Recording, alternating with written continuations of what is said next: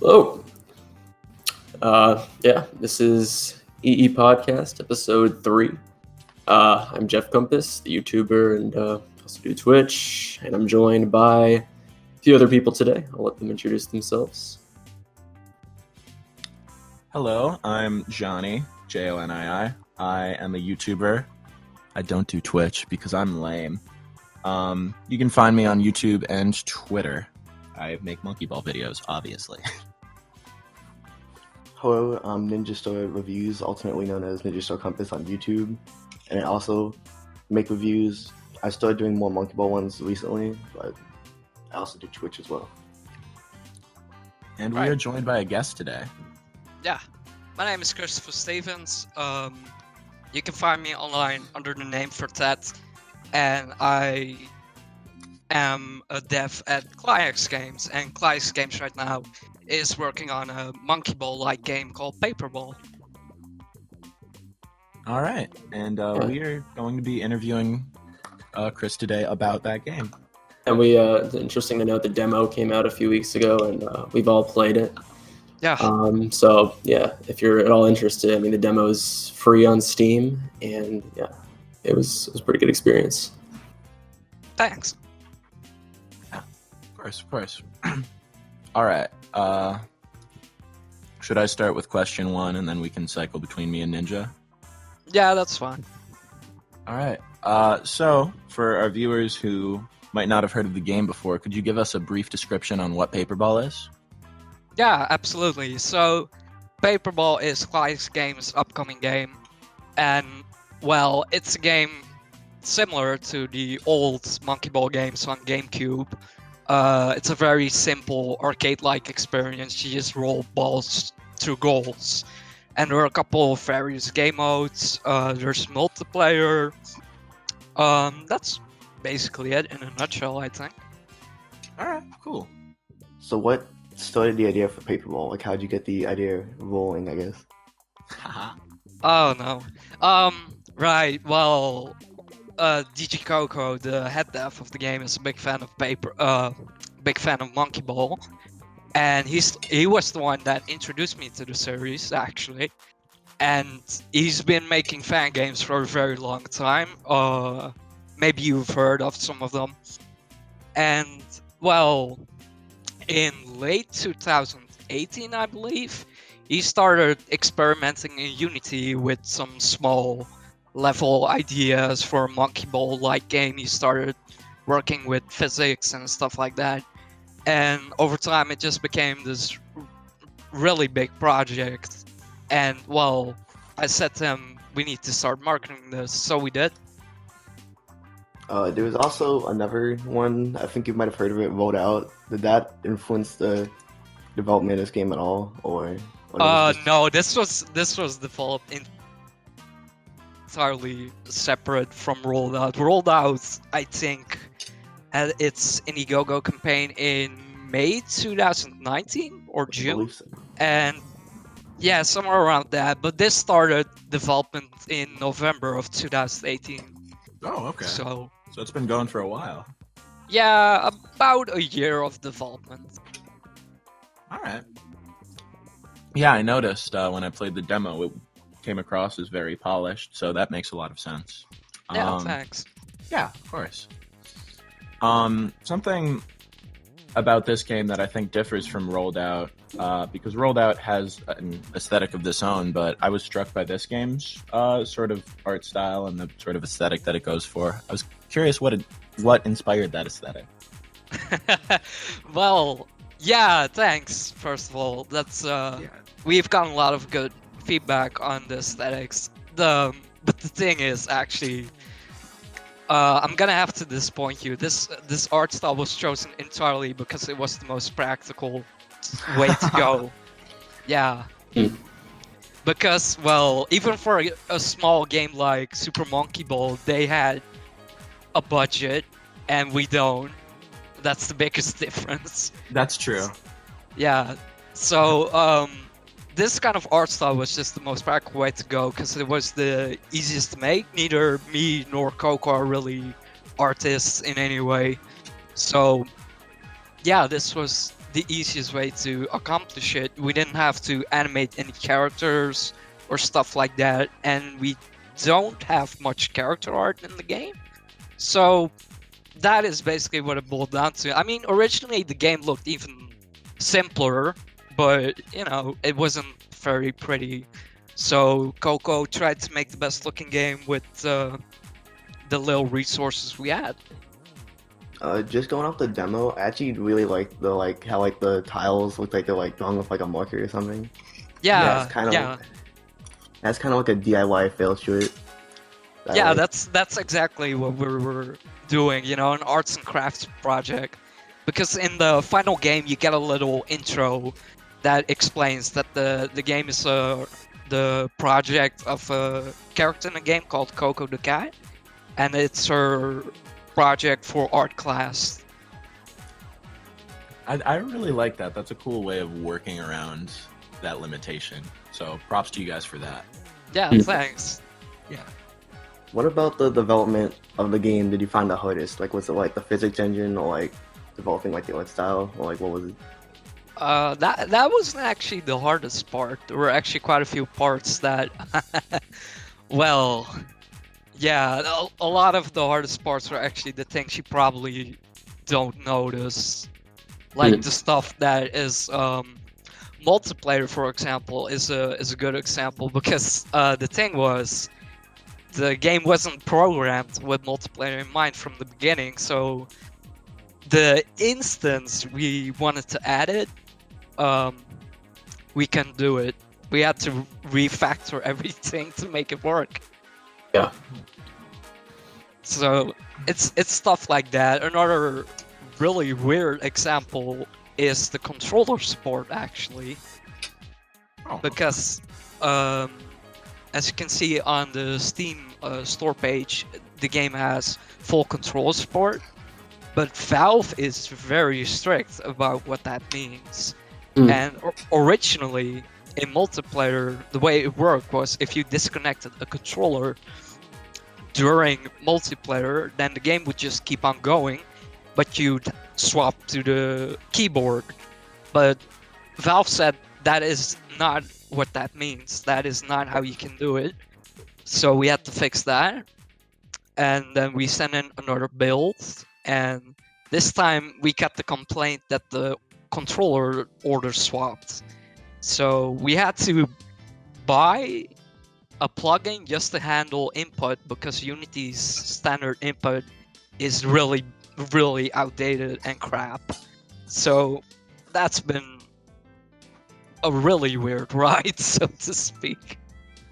Yeah, that's honestly really interesting that they're so specific about about how that works. Yeah, it is. I'm really curious how a game like Banana Blitz HD handles it, because I don't own it on Steam, so I'm wondering, how does that work? Yeah, I'm in the same boat. I've never really considered something like that, because that's the type of game I play on Switch. But yeah, so that covers our controller support question, so I will skip to that's good though. Something that I noticed about the demo is that the goals actually look similar to Banana Blitz rather than the first two games. And I was wondering, as a Monkey Ball fan, did you take any other direct cues from the series, especially some of the later titles? Not the later titles, no. Those don't really have much to do with rolling balls. That's fair. Yeah, so... No, I guess the biggest inspiration was Monkey Ball 2, particularly in the level design area. I mean, you got a large amount of stages, and they're pretty short stages, kind of about a single thing, like a gimmick or something. That's the biggest inspiration, because that's the Monkey Ball game me and Lucas enjoy the most. So,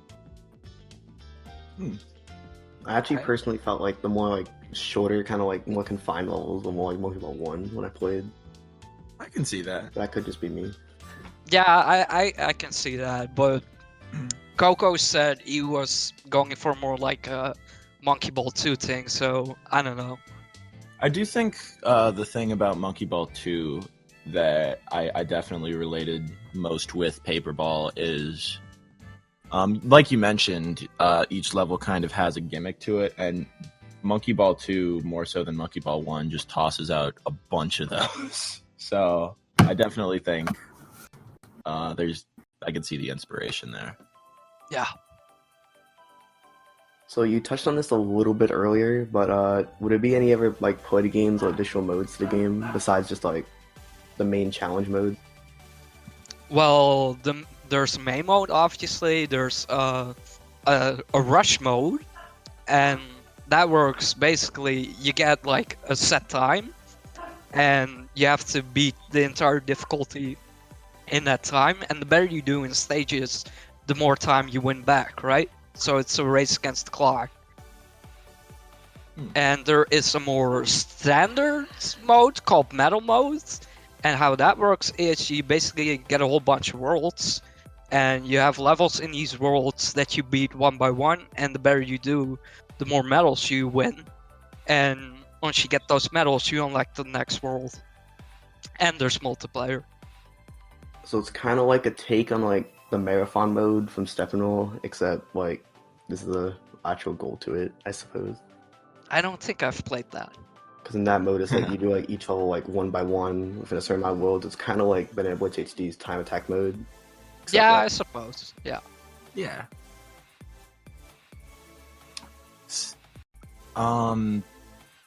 Sorry, took a second there. I'm kind of curious because you mentioned you're not really working with too much of a budget, but do you think there's a possibility of console support, whether that be for Nintendo Switch or anything else? Well, as far as that goes, we want to. We definitely know there's an audience for it. But we can't say anything definitive at the moment. You know how these things are. Right now, there's only plans for a Steam release, and well, if it goes well, if we get our talks done, you know, we'll definitely look into porting it to console, because we know a lot of people want that. Oh yeah. So yeah. Well, you heard him. If you want it on Switch, play the Steam version. Yeah. So, are there any future plans for Paperball getting like additional content and support in the future? Absolutely. There are definitely plans for, well, I can't say too much, but there will be plans for more game modes, perhaps more levels, something like that. But the specifics are still kept under wraps. Understandable. So I guess finally, is there a specific planned release date? Like, when will it be out, and how much do you think it'll cost? It'll be $12, $12 or €12, depending on your region. But as far as release dates go, that's a little bit uncertain because we haven't had any luck with Steam as far as submitting builds go. We wanted to release in February, actually, but that's coming on. We're hoping for a late March release, but you know, like I said, it all depends on how everything goes, because we just recently had to redo the entire input system, so we still have to test that, and we have to make sure that there aren't any issues left. But once we figure out, okay, the game is done, we can submit it to the store, no problems, we'll definitely announce a release date. All right. That sounds good. So it sounds like the game is pretty close to done then, aside from dealing with Valve. Yeah. Okay. Cool. Do you have any closing statements you'd like to make?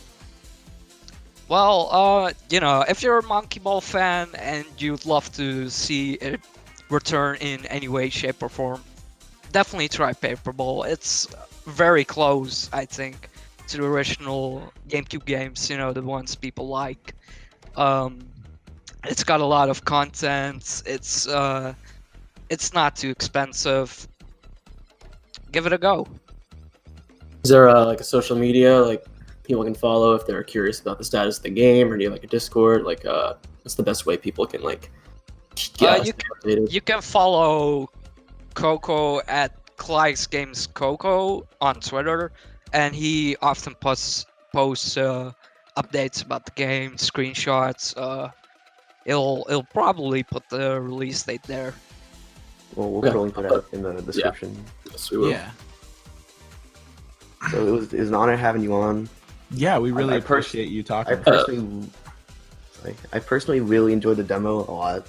Yeah, I think did a speedrun of the demo. Yes, that was me.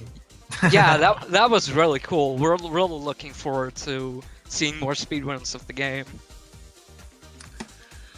Yeah, I definitely think that if anyone's listened to this and they are interested, like, by all means check out the demo. I think that gives a really good taste of just, especially to a Monkey Ball fan, just the potential that this game has and what it's going to be. Like we said, we all played it, we all really enjoyed it, so it was great to have you on. Yeah, thanks. No, thank you very much. Yeah, sure. Do we want to do outro? Oh yeah, check out. We'll have the information. We'll have the Twitter in the description below. We'll have a link to Steam page for the demo in the description below, along with our socials. This has been Jeff Compass and Jonii And Ninja. And for that, Yeah, thank you very much. Have a good rest of your day.